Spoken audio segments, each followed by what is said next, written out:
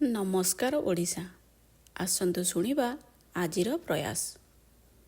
ଦୁଇଟି ସନ୍ତାନର ପିତା ସୁଦର୍ଶନ ବାବୁ ଜଣେ ଉତ୍ତମ ସ୍ନେହୀ ପିତା ହିସାବରେ ଘରେ ବାହାରେ କାର୍ଯ୍ୟାଳୟରେ ସର୍ବତ୍ର ଜଣାଶୁଣା।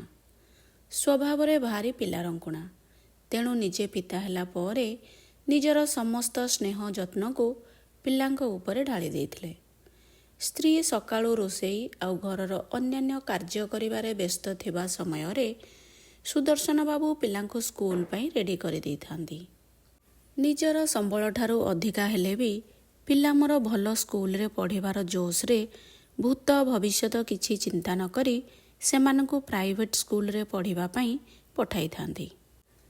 ହେଲେ ସ୍ତ୍ରୀ ସାଇ ପଡ଼ିଶା ସାଙ୍ଗସାଥୀ ନ୍ୟୁଜ୍ ପେପର ମାନଙ୍କରେ ଅସହାୟ ଅବହେଳିତ ବୃଦ୍ଧ ବୃଦ୍ଧାଙ୍କର ଖବର ଶୁଣି ନିଜର ଭବିଷ୍ୟତକୁ ନେଇ ଡରି ଯାଇଥାନ୍ତି।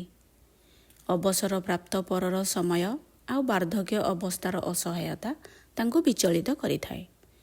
ଆର୍ଥିକ ଭାବରେ ନିଜ ଭବିଷ୍ୟତକୁ ଅସୁରକ୍ଷିତ ମନେକରି ସ୍ୱାମୀଙ୍କୁ ନିଜର ଚିନ୍ତା ଅନେକ ଥର ଜଣାଇଛନ୍ତି। ଆମକୁ ବାର୍ଦ୍ଧକ୍ୟ ସମୟ ପାଇଁ କିଛି ଅର୍ଥ ସଞ୍ଚୟ କରିବାର ଉଚିତ। ଯେପରି କେଉଁଠାରୁ କିପରି ଅର୍ଥ ଯୋଗାଡ଼ କରି ପିଲାଙ୍କ ପାଠପଢ଼ା, ବନ୍ଧୁବାନ୍ଧବ, ବିବାହ ପୁଆଣିମାନ ବୁଝାଯାଉଛି, ସେହିଭଳି କିଛି ଅର୍ଥ ନିଜର ଭବିଷ୍ୟତ ପାଇଁ ସଞ୍ଚୟ କରିବାର ଉଚିତ। ବାହାରେ କାହାଠାରୁ କିଛି ବଣ୍ଡ ପଲିସି ବିଷୟରେ ଶୁଣିଲେ ସ୍ୱାମୀଙ୍କୁ କହିଥାନ୍ତି। ହେଲେ ଯେପରି ଭାବରେ କାଠଗଡ଼ାରେ ଓକିଲ ଅନେକ ଅସହଜ ଜଟିଳ ପ୍ରଶ୍ନ କରି ନିର୍ଦ୍ଦୋଷୀକୁ ବି ଦ୍ୱନ୍ଦ୍ୱରେ ପକାଇଥାଏ, ସେହିଭଳି ଭାବରେ ସୁଦର୍ଶନ ବାବୁ ଅନେକ ପ୍ରଶ୍ନ ପଚାରି ସ୍ତ୍ରୀଙ୍କୁ ନିରୁତ୍ତର କରିଦେଇଥାନ୍ତି। ଏମିତି ବି ଘରର ଗୃହିଣୀଠାରୁ ଆର୍ଥିକ ପରାମର୍ଶ ନେବା ପୁରୁଷମାନଙ୍କର ବିଚାରର ବାହାରେ। ମୋଟାମୋଟି ଭାବରେ କହିଲେ ସ୍ତ୍ରୀ ବ୍ୟାଙ୍କ ବ୍ୟବସ୍ଥା, ପଲିସି, ବଣ୍ଡ, ଆକାଉଣ୍ଟ ବିଷୟରେ କିଛି ଭଲରେ ବୁଝାଇ ନ ପାରିଲେ ବି ଭବିଷ୍ୟତରେ ଜରୁରୀକାଳୀନ ପରିସ୍ଥିତି ପାଇଁ କିଛି ଅର୍ଥ ସଞ୍ଚୟ କରିବା ତାଙ୍କ କହିବାର ଗୋଟିଏ ମାତ୍ର ଉଦ୍ଦେଶ୍ୟ ଅଟେ। ପିଲାଙ୍କର ଚେଷ୍ଟା, ପରିଶ୍ରମ ଆଉ ସୁଦର୍ଶନ ବାବୁଙ୍କର ତ୍ୟାଗର ଫଳସ୍ୱରୂପ ପିଲାମାନେ ସବୁ ଭଲ ନମ୍ବରରେ ସ୍କୁଲ ପାସ୍ କରି ସହରରେ ଏବେ ବଡ଼ ଦାମୀ କଲେଜରେ ଶିକ୍ଷାଲାଭ କରନ୍ତି। ଗୋଟିଏ ଦରମାରେ ସହରରେ ଦୁଇଟି ପିଲାଙ୍କୁ ପାଠ ପଢ଼ାଇବା ଅସମ୍ଭବ ଅଟେ। ତେଣୁ ନିଜ ଚାକିରିରୁ GPFରୁ 2 ଥର ଟଙ୍କା ଉଠାଇ ସାରିଲେଣି। ଏଥର ଟଙ୍କା ଉଠାଇବା ସମୟରେ ସ୍ତ୍ରୀ ଭବିଷ୍ୟତ ସଞ୍ଚୟ ପାଇଁ କିଛି ଅର୍ଥ ସ୍ୱାମୀଙ୍କଠାରୁ ଆଶା କରିଥିଲେ। ହେଲେ ସବୁଥର ଭଳି ଏଥର ବି ତାଙ୍କୁ ନାସ୍ତିବାଣୀ ଶୁଣିବାକୁ ମିଳିଥିଲା। ପିଲାଙ୍କ ପଢ଼ା ପାଇଁ ଅର୍ଥ ଅଭାବ, ଆଉ ଏ ସମୟରେ ତୁମକୁ ନିଜ ପାଇଁ ଅର୍ଥ ସଞ୍ଚୟ ପଡ଼ିଛି କହି ସ୍ତ୍ରୀଙ୍କୁ ଅପମାନିତ ବୋଧ କରାଇଥିଲେ। ଏହିଭଳି ଭାବ ଅଭାବ ଭିତରେ ଦିନ, ମାସ, ବର୍ଷ ଗଡ଼ିବା ସାଥିରେ ପିଲାମାନେ ଚାକିରି ବାକିରି କରି ବାହାସାହା ହୋଇ ନିଜ ପରିବାର ଗଢ଼ିଲେଣି। ବାହାଘରର କିଛି ବର୍ଷ ପର୍ଯ୍ୟନ୍ତ ପିଲାମାନେ ଘରକୁ ଆସିପାରୁଥିଲେ।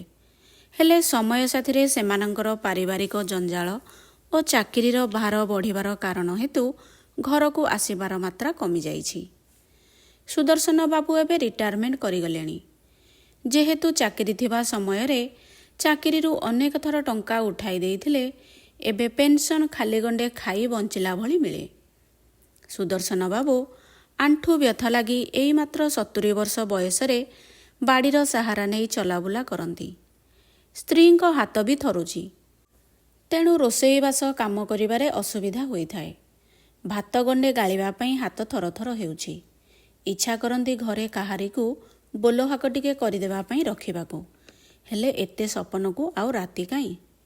ଅର୍ଥ ଅଭାବରୁ ଭଲ ଚିକିତ୍ସା ପାଇଁ ବଡ଼ ଡାକ୍ତରଖାନା ଟିକେ ଯାଇପାରୁନାହାନ୍ତି। ଅଭାବ ଚଳଣିରେ କେବଳ ଏଠୁ ସେଠୁ ଶୁଣି ଗରମ ପାଣି, ଚେରମୂଳି ଗୁଣ୍ଡ ଔଷଧ ଖାଇ ଟିକେ ମନ ବୁଝାଇବାର କଥା। ସବୁ ରୋଗର ଚିକିତ୍ସା ଆଉ ଉପଶମ କ'ଣ ଗରମ ପାଣି, ଲେମ୍ବୁ ଦ୍ୱାରା ହୋଇପାରିବ? ସ୍ତ୍ରୀ ଆଜି ବି ବିଥେଇ କୁଥେଇ ହୋଇ ପାଟି କରିଥାନ୍ତି। ହେଲେ ଏବେ ଲେଡ଼ିଗୁଡ଼ କହୁଣୀକୁ ବୋହିଗଲାଣି। ଆଉ କ'ଣ ପ୍ରତିକାର କରିହେବ? ଅପୂରଣୀୟ ଆଶାର ଭାରି ମନକୁ ହାଲୁକା କରିବା ଉଦ୍ଦେଶ୍ୟରେ ଖାଲି ଗୋଟେ ରାଉ ରାଉ ହେବାର କଥା। ବୟସ ଥିବା ସମୟରେ ନା କୁଆଡ଼େ ଟିକେ ବୁଲି ଯାଇପାରିଲେ, ନା ଭଲ ଟିକେ ପିନ୍ଧି ପାରିଲେ, ତୀର୍ଥଯାତ୍ରା ବି କରିପାରିଲେ ନାହିଁ। କାଶ୍ମୀର ଯାଇ ବରଫ ଟିକେ ଦେଖିବାକୁ ଭାରି ଇଚ୍ଛା ଥିଲା। ଆଉ ଏବେ ନା ବୟସ ନା ଅର୍ଥ ଅଛି। ଏ ଆରୋପ ଦେଖିବାକୁ ଗଲେ ମଧ୍ୟବିତ୍ତ ପରିବାରରେ ବଡ଼ ସାଧାରଣ ଅଟେ। କିନ୍ତୁ ଏହି ସାଧାରଣ ଆରୋପ ସ୍ତ୍ରୀ ହୃଦୟରେ ଗୋଟିଏ ଅବଶୋଷର ଗାର ଟାଣି ଦେଇଥାଏ ନିଶ୍ଚୟ। ଯେଉଁ ଅର୍ଥକୁ ହାତର ମଇଳା ବୋଲି କୁହାଯାଏ, ସେ ଅର୍ଥ ବିନା ଜୀବନ କାଟିବା ଅସମ୍ଭବ। ପିଲାଛୁଆ ସେମାନଙ୍କର ପାଠପଢ଼ା ଭବିଷ୍ୟତକୁ ଯେପରି ଏଡ଼ାଇ ଦିଆଯାଇ ନପାରେ, ସେହିପରି ଭାବରେ ବାର୍ଦ୍ଧକ୍ୟ ସମୟ ପାଇଁ ଅର୍ଥ ସଞ୍ଚୟର ଗୁରୁତ୍ୱକୁ ଅଣଦେଖା କରାଯିବା ଉଚିତ ନୁହେଁ। ବ୍ୟକ୍ତି ବିଶେଷଟିଏ ପାଇଁ ବିବାହ ପରେ ପରିବାର ବଢ଼ିବା ସାଥିରେ କର୍ତ୍ତବ୍ୟର ତାଲିକା ଲମ୍ବା କ'ଣ ଅସରନ୍ତି ହୋଇଯାଏ। ଆଧୁନିକ ଆଉ ପ୍ରଗତିଶୀଳ ସମୟରେ ଶିକ୍ଷା, ଚିକିତ୍ସା ଓ ଦୈନିକ ଚଳଣୀର ପାଉଣାର ବୋଝରେ ଆର୍ଥିକ ଭାବରେ ସ୍ୱଚ୍ଛଳ ବ୍ୟକ୍ତିଟିଏର ବି କାନ୍ଧ ନଇଁଯାଏ। କୁଳାଙ୍ଗାର ସନ୍ତାନଟିଏ ପାଖରେ ତ ଅନେକ କାରଣ ଥାଏ ପିତାମାତାଙ୍କ ପ୍ରତି ନିଜର କର୍ତ୍ତବ୍ୟ ପାଳନ ନ କରିବା ପାଇଁ। କିନ୍ତୁ ଅନେକ ସମୟରେ ପିତାମାତାଙ୍କ ପ୍ରତି କର୍ତ୍ତବ୍ୟ କରିବା ପାଇଁ ଇଚ୍ଛୁକ ସନ୍ତାନକୁ ବି ନିଜ ପିଲାଙ୍କର ଶିକ୍ଷା, ଚିକିତ୍ସା ଆଉ ପିତାମାତାଙ୍କ ଭିତରେ ଅନେକବାର ଚୟନର ଶିକାର ହେବାକୁ ପଡ଼ିଥାଏ। ଏହିଭଳି ଏକ ଧର୍ମ ଦ୍ୱନ୍ଦ୍ୱ ଭିତରେ ଅନେକ ସମୟରେ ନିଜକୁ ଦୋଷୀ ବୋଲି ମନେ କରିଥାଏ। ସୀମିତ ସମ୍ବଳ ଭିତରେ ବୃଦ୍ଧ ପିତାମାତା ଆଉ ପରିବାର ସମ୍ଭାଳିବା ତା ପାଇଁ କଷ୍ଟ ହୋଇପଡ଼େ। ବାର୍ଦ୍ଧକ୍ୟତା ଜୀବନର ଏକ ନିରାଟ ଓ କଠୋର ସତ୍ୟ ଅଟେ। ଶିଥିଳ ଇନ୍ଦ୍ରିୟ ସାଥିରେ ରୋଗର ପ୍ରହାର। ଯେଉଁ ହାତଗୋଡ଼ ଦିନେ ଅବିରତ ଚଳଚଞ୍ଚଳ ଥିଲେ, ସେ ଆଜି ନିଜ ଶରୀରରୁ ମଶା ମାଛି ଟିକେ ଘଉଡ଼ାଇବା ପାଇଁ ଅସମର୍ଥ। ଇନ୍ଦ୍ରିୟମାନେ ଅନେକ ପ୍ରକାର ରୋଗ ମାଧ୍ୟମରେ ବିଦ୍ରୋହ କରି ଉଠନ୍ତି। ରୋଗର ଉପଶମ ପାଇଁ ଚିକିତ୍ସା ବଡ଼ ମହଙ୍ଗା ଅଟେ। ସବୁରି ମୂଳରେ ଅର୍ଥ। ବିନା ଅର୍ଥରେ ଚିକିତ୍ସା ଅସମ୍ଭବ।